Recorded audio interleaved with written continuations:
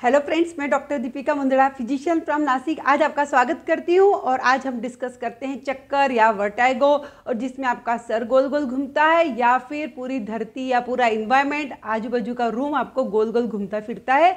Normally हम जब बच्चे रहते हैं या हम झूले से उतरते हैं तब भी एक चक्कर वाली फीलिंग होती है। इसी चक्कर को मैं आज डिस्कस करना चाहती हूँ। कुछ लोग चक्कर मतलब समझते हैं कि आंखों के सामने अंधेरी आना या चक्कर खा के गिर पड़ना, बीपी कम हो जाना या हृदय की धड़कन कम होना या बढ़ जाना, ये चक्कर हम कार्डियक सिनकोपल के नाम से बोलते हैं। तो मैं जो आज चक्कर डिस्कस करना चाह रही हूँ उसमें या तो आपको ऐसा लग रहा है कि पूरा रूम घूम रहा है या फिर आप घूम रहे हो, इम्बैलेंस हो रहे हो। इसमें बहुत इंपॉर्टेंट चीज़ नोट करने की कि आपने डरना कब है। डरना तब है जब आपको आंखों से दो दो दिख रहा है या हाथ में लकवा हो गया है, आप बोल नहीं पा रहे हैं, मुंह तिरछा हो गया है और आंखें कुछ अलग से जा रही है और उल्टी हो रही है, बेहोशी आ रही है, तो तुरंत आपको ब्रेन का एमआरआई करना पड़ता है, क्योंकि ये दिमाग से रिलेटेड वाला चक्कर है। और ज़्यादातर चक्कर लोग समझते हैं कि गर्दन की वजह से होता है, गर्दन में सर्वाइकल स्पॉन्डिलोसिस है, तो ऐसा नहीं है। मोस्ट कॉमन कॉज जो चक्कर का होता है वो कान से रिलेटेड है। और जब भी हम कान की बात करते हैं तो बिनाइन पोजिशनल वर्टाइगो, ये बहुत कॉमन वर्टाइगो का प्रकार है। और वर्टाइगो से मेरा मतलब हमेशा रहेगा कि आपका चक्कर आना मतलब आपको पूरा कमरा या थोड़ा सा इन्वायरमेंट घूमता हुआ दिख रहा है, और ये बहुत सीरियस कंडीशन नहीं है।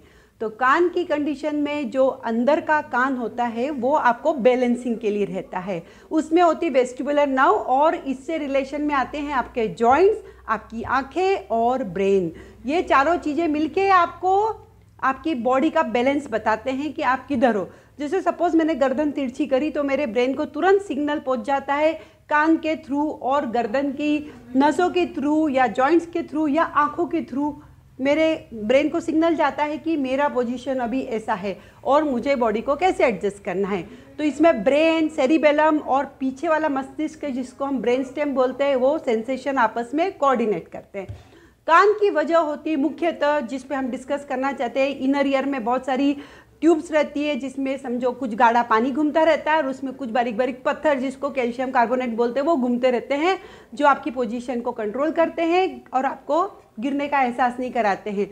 लेकिन कभी भी कोई वायरल इन्फेक्शन हो गया बगैर कोई कारण, या फिर आपका उम्र के हिसाब से भी ये चक्कर आ सकते हैं आपको, जिसे हम पोजिशनल वर्टाइगो बोलते हैं।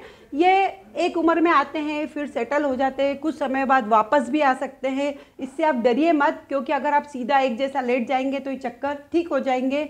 इसके लिए कुछ एक्सरसाइज भी होती है, स्पेशलिस्ट को दिखा के आप या मैन्युअर करा सकते हैं, लेकिन इसका थोड़ा सा टेस्टिंग भी होता है। तो बिनाइन पोजिशनल वर्टाइगो में पेशेंट को घबराहट होती, पसीना आता है, ऐसा लगता है पूरी दुनिया ही उलट गई और मैं मरने वाला हूँ। ये जो भय है, उल्टी भी होती है, ये भय रहता है, लेकिन ये बीमारी उतनी डरने वाली नहीं है। लेकिन इसके रिपीटेड एपिसोड आ सकते हैं, बार बार ये चीज़ें हो सकती है। इसको रोकने के लिए आपको एक्सरसाइज करनी पड़ेगी, और उसी से या कुछ न्यूरोलॉजिस्ट इसकी स्पेशल एक्सरसाइज भी करवाते हैं।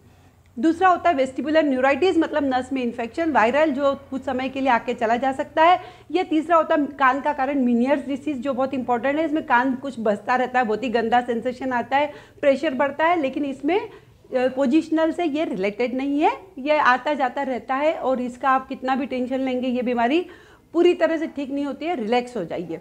तो वर्टाइगो की एक बात की, दूसरा वर्टाइगो मैंने आपको बोला ब्रेन से रिलेटेड, और ब्रेन से रिलेटेड मतलब कि रेड फ्लैग साइंस, जब आप बेहोशी होने लगते हैं, चक्कर आने की वजह से आप चल नहीं पाते हो, लकवा हो जाता है या दो दो दिखता है। तो इन चीज़ों पे आप हमेशा जो इंपॉर्टेंट चीज़ें उसे आप ध्यान रखिए। और हार्ट वाला चक्कर जो होता है उसमें अंधेरी आके एकदम से आप गिर भी सकते हो और कुछ ही समय में उठ सकते हो, जो कि पेसमेकर या हृदय की धड़कन की वजह से होता है, या फिर ब्लड प्रेशर एकदम कम से हो जाने से होता है। जैसे कि आपने देखा होगा प्रेयर में या बहुत भीड़ में हम खड़े रहे, बच्चे हैं, और हमारे जो एनाटॉमी का डिसेक्शन हॉल होता है मेडिकल कॉलेज में, बच्चे लंबे समय तक खड़े होते हैं और एक ना एक बच्चा रोज गिर जाता है, तो इसे हम सिनकोपल अटैक बोलते हैं।